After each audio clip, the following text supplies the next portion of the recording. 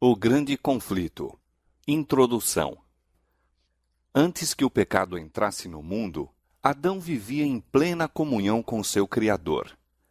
Desde, porém, que o homem se separou de Deus pela transgressão, a raça humana ficou privada desse alto privilégio.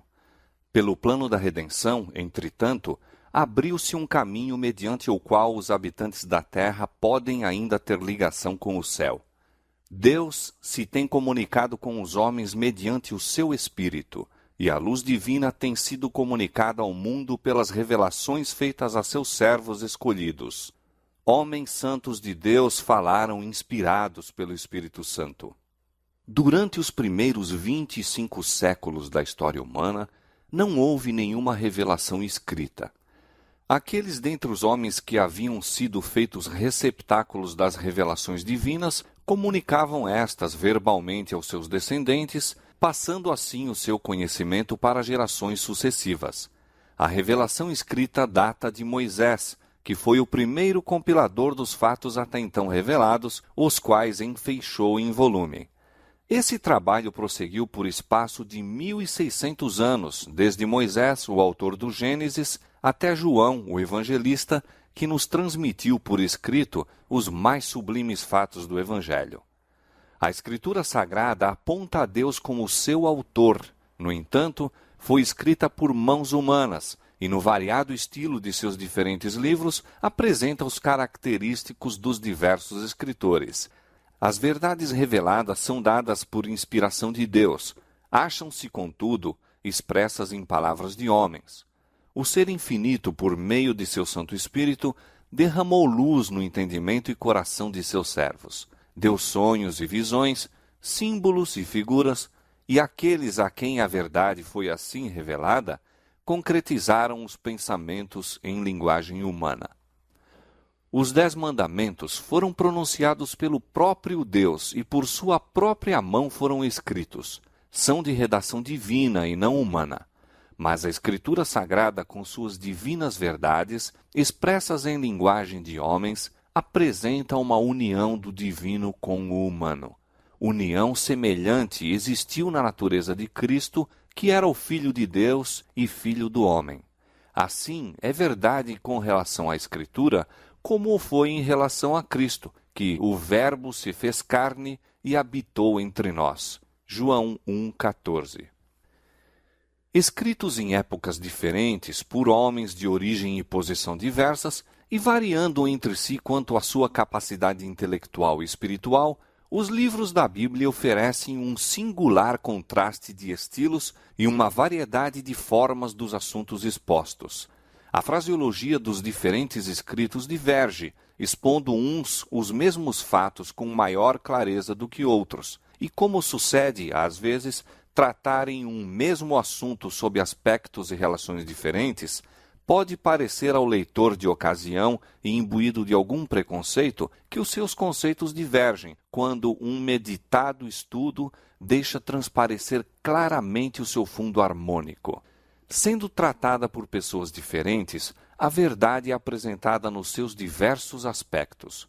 Um escritor apresenta os pontos que se harmonizam com sua experiência ou com sua capacidade de percepção e apreciação, ao passo que outro prefere encarar a verdade por outro prisma.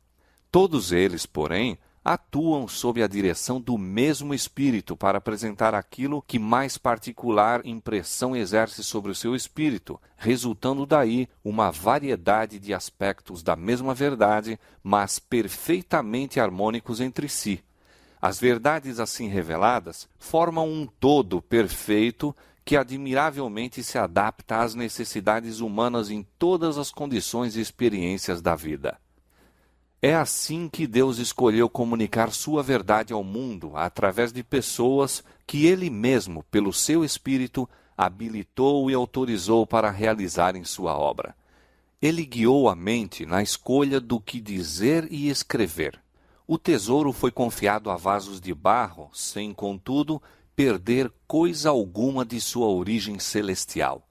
O testemunho é transmitido mediante a imperfeita expressão da linguagem humana, conservando, todavia, o seu caráter de testemunho de Deus, no qual o crente submisso descobre a virtude divina superabundante em graça e verdade. Em sua palavra, Deus conferiu aos homens o conhecimento necessário à salvação. As Santas Escrituras devem ser aceitas como autorizada e infalível revelação de sua vontade. Elas são a norma do caráter, o revelador das doutrinas, a pedra de toque da experiência religiosa. Toda a Escritura é inspirada por Deus e útil para o ensino, para a repreensão, para a correção, para a educação na justiça, a fim de que o homem de Deus seja perfeito e perfeitamente habilitado para toda boa obra. 2 Timóteo 3, 16 e 17. Todavia, o fato que Deus revelou sua vontade aos homens por meio de sua palavra não tornou desnecessária a contínua presença e direção do Espírito Santo. Ao contrário, o Espírito foi prometido por nosso Salvador para aclarar a palavra a seus servos, para iluminar e aplicar os seus ensinos. E visto ter sido o Espírito de Deus que inspirou a Escritura Sagrada, é impossível que o ensino do Espírito seja contrário ao da palavra. O Espírito não foi dado, nem nunca o poderia ser, a fim de sobrepor-se à Escritura, pois esta explicitamente declara ser ela mesma a norma pela qual todo o ensino e experiência devem ser aferidos. Diz o apóstolo João: não creiais a todo o Espírito, mas provai se os Espíritos são de Deus, porque já muitos falsos profetas se têm levantado no mundo. 1 João 4:1. E Isaías declara: a lei é o testemunho. Se eles não falarem segundo esta palavra, não haverá manhã para eles. Isaías 8:20. Muito descrédito tem acarretado à obra do Espírito Santo o erro de certa gente que, presumindo-se iluminada por ele, declara não mais necessitar das instruções da palavra divina. Tais pessoas agem sob impulsos que reputam como a voz de Deus às suas almas. Entretanto, o espírito que as rege não é de Deus. Essa docilidade às impressões de momento, com desprezo manifesto no que ensina a Bíblia, só pode resultar em confusão e ruína, favorecendo os desígnios do maligno. Como o ministério do Espírito tem importância vital para a Igreja de Cristo, é o decidido empenho de Satanás, por meio dessas excentricidades de gente desequilibrada e fanática, cobrir de opróbrio a obra do Espírito Santo e induzir o povo a negligenciar a fonte de virtude que Deus proveu para o seu povo. Em harmonia com a palavra de Deus, deveria seu Espírito continuar sua obra durante todo o período da dispensação evangélica. Durante os séculos em que as Escrituras do Antigo Testamento, bem como as do Novo, estavam sendo dadas, o Espírito Santo não cessou de comunicar luz a mentes individuais, independentemente das revelações a serem incorporadas no cânon sagrado. A Bíblia mesma relata como, mediante o Espírito Santo, os homens receberam advertências, reprovações, conselhos e instruções em assuntos de nenhum modo relativos à outorga das Escrituras. E faz-se menção de profetas de épocas várias, de cujos discursos nada há registrado. Semelhantemente, após a conclusão do cânon das Escrituras, o Espírito Santo deveria ainda continuar a sua obra, esclarecendo, advertindo e confortando os filhos de Deus. Jesus Cristo prometeu a seus discípulos: o Consolador, o Espírito Santo, que o Pai enviará em meu nome, esse vos ensinará todas as coisas e vos fará lembrar de tudo quanto vos tenho dito. João 14:26. Quando vier aquele Espírito de verdade, ele vos guiará em toda a verdade e vos anunciará o que há de vir. João 16:13. As Escrituras claramente ensinam que estas promessas, longe de se limitarem aos dias apostólicos, se estendem à Igreja de Cristo em todos os séculos. O Salvador afirma a seus seguidores: estou convosco todos os dias até a consumação dos séculos. Mateus 28:20. E Paulo declara que os dons e manifestações do Espírito foram postos na Igreja para o aperfeiçoamento dos santos, para a obra do ministério, para a edificação do corpo de Cristo, até que todos cheguemos à unidade da fé e ao conhecimento do Filho de Deus, a varão perfeito, à medida da estatura completa de Cristo. Efésios 4, 12 e 13. A favor dos crentes da igreja de Éfeso, o apóstolo Paulo orava para que o Deus de nosso Senhor Jesus Cristo, o Pai da glória, vos conceda espírito de sabedoria e de revelação no pleno conhecimento dele, iluminados os vossos olhos do vosso coração, para saberdes qual é a esperança do seu chamamento e qual a suprema grandeza do seu poder para com os que cremos, segundo a eficácia da força do seu poder. Era a ministração do Espírito, na iluminação do entendimento e desvendação dos olhos do espírito humano para a penetração das coisas profundas da palavra de Deus, que o apóstolo suplicava para a igreja de Éfeso. Depois da maravilhosa manifestação do Espírito Santo no dia de Pentecoste, Pedro exortou o povo a arrepender-se e batizar-se em nome de Cristo para a remissão de seus pecados. E disse ele: E recebereis o dom do Espírito Santo, porque a promessa vos diz respeito a vós, a vossos filhos e a todos os que estão longe, a tantos quanto Deus nosso Senhor chamar.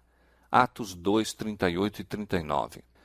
Em imediata relação com as cenas do grande dia de Deus, o Senhor, pelo profeta Joel, prometeu uma manifestação especial de seu Espírito. Joel 2, 28. Esta profecia recebeu cumprimento parcial no derramamento do Espírito no dia de Pentecoste, mas atingirá seu pleno cumprimento na manifestação da graça divina que acompanhará a obra final do Evangelho.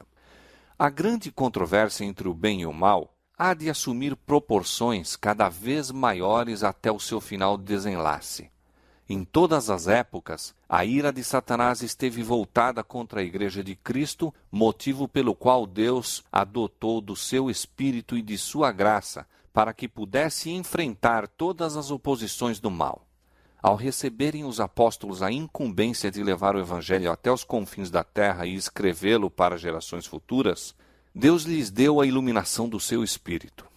À medida, porém, que a igreja se aproxima da hora de sua libertação definitiva, Satanás há de agir com redobrada energia. Ele desceu a voz e tem grande ira, sabendo que já tem pouco tempo. Apocalipse 12, 12. Ele operará com todo o poder e sinais e prodígios de mentira, segundo Tessalonicenses 2, 9. Durante 6.000 anos, esse espírito superior, que ocupou outrora lugar preeminente entre os anjos de Deus, tem estado devotado a uma obra de destruição e engano. E toda habilidade e astúcia satânicas adquiridas, toda a crueldade desenvolvida nessa luta de longos séculos, serão empregadas contra o povo de Deus no conflito final. É nesse tempo, cheio de perigos, que os seguidores de Cristo terão de anunciar ao mundo a mensagem do segundo advento de Cristo, a fim de preparar um povo imaculado e irrepreensível para a volta do Senhor. Então, como nos dias dos apóstolos, a igreja terá necessidade de uma dotação especial da graça e poder divinos. Mediante a iluminação do Espírito Santo, as cenas do prolongado conflito entre o bem e o mal foram patenteadas à autora destas páginas. De quando em quando me foi permitido contemplar a operação, nas diversas épocas, do grande conflito entre Cristo, o príncipe da vida, o autor de nossa salvação, e Satanás, o príncipe do mal, o autor do pecado, o primeiro transgressor da santa lei de Deus. A inimizade de Satanás para com Cristo manifestou-se contra os seus seguidores. O mesmo ódio aos princípios da lei de Deus, o mesmo expediente de engano, em virtude do qual se faz o erro parecer verdade, pelo qual a lei divina é substituída pelas leis humanas e os homens são levados a adorar a criatura em lugar do Criador, podem ser divisados em toda a história do passado. Os esforços de Satanás para representar de maneira falsa o caráter de Deus, para fazer com que os homens nutram um conceito errôneo do Criador e assim o considerem com temor e ódio em vez de amor, seu empenho para pôr de parte a lei divina, levando o povo a julgar-se livre de suas reivindicações, e sua perseguição aos que ousam resistir a seus enganos têm sido prosseguidos com persistência em todos os séculos. Podem ser observados na história dos patriarcas, profetas e apóstolos, mártires e reformadores. No grande conflito final, como em todas as eras anteriores, Satanás empregará os mesmos expedientes, manifestará o mesmo espírito e trabalhará para o mesmo fim. Aquilo que foi, será, com a exceção de que a luta vindoura se assinalar por uma intensidade terrível, tal como o mundo jamais testemunhou. Os enganos de Satanás serão mais sutis, seus assaltos mais decididos. Se possível fora, transviaria os escolhidos. À medida que o Espírito de Deus me ia revelando à mente as grandes verdades de sua palavra e as cenas do passado e do futuro, era-me ordenado tornar conhecido a outros o que assim fora revelado, delineando a história do conflito nas eras passadas e especialmente apresentando-a de tal maneira a lançar luz sobre a luta do futuro em rápida aproximação. Para alcançar esse propósito, esforcei-me por selecionar e agrupar fatos da história da Igreja, de tal maneira a esboçar o desdobramento das grandes verdades decisivas que, em diferentes períodos, foram dadas ao mundo, as quais provocaram a ira de Satanás, e a inimizade de uma Igreja que ama o mundo, verdades que têm sido mantidas pelo testemunho dos que não amaram suas vidas até a morte. Nesses relatos, podemos ver uma prefiguração do conflito perante nós. Olhando-os à luz da palavra de Deus e pela iluminação de seu Espírito, podemos ver a descoberto os ardis do maligno e os perigos que deverão evitar os que serão achados irrepreensíveis diante do Senhor em sua vinda. Os grandes acontecimentos que assinalaram o progresso da reforma nas épocas passadas constituem assunto da história bastante conhecidos e universalmente reconhecidos pelo mundo protestante. São fatos que ninguém pode negar. Esta história apresentei-a de maneira breve, de acordo com o escopo deste livro e com a brevidade que necessariamente deveria ser observada, havendo os fatos sido condensados no menor espaço compatível com sua devida compreensão. Em alguns casos em que algum historiador agrupou os fatos de tal modo a proporcionar em síntese uma visão compreensiva do assunto, ou resumiu convenientemente os pormenores, suas palavras foram citadas textualmente. Em alguns outros casos, porém, não se nomeou o autor, visto como as transcrições não são feitas com o propósito de citar aquele escritor como autoridade, mas porque sua declaração provê uma apresentação do assunto pronta e positiva. Narrando a experiência e perspectivas dos que levam avante a obra da reforma em nosso próprio tempo, fez-se uso semelhante de suas obras publicadas. O objetivo deste livro não consiste tanto em apresentar novas verdades concernentes às lutas dos tempos anteriores, como em aduzir fatos e princípios que têm sua relação com os acontecimentos vindouros. Contudo, encarados como uma parte do conflito entre as forças da luz e das trevas, vê-se que todos esses relatos do passado têm nova significação, e por meio deles projeta-se uma luz no futuro, iluminando a senda daqueles que, semelhantes aos reformadores dos séculos passados, serão chamados, mesmo com o perigo de todos os bens terrestres, para testificar da palavra de Deus e do testemunho de Jesus Cristo. Desdobrar as cenas do grande conflito entre a verdade e o erro, revelar os ardis de Satanás e os meios por que lhe podemos opor eficaz resistência, apresentar uma solução satisfatória do grande problema do mal, derramando luz sobre a origem e a disposição final do pecado, de tal maneira a manifestar-se plenamente a justiça e benevolência de Deus em todo o seu trato com suas criaturas, e mostrar a natureza santa e imutável de sua lei, eis o objetivo deste livro. Que mediante sua influência, almas se possam libertar do poder das trevas e tornar-se participantes da herança dos santos na luz, para louvor daquele que nos amou e se deu a si mesmo por nós, é a fervorosa oração da autora.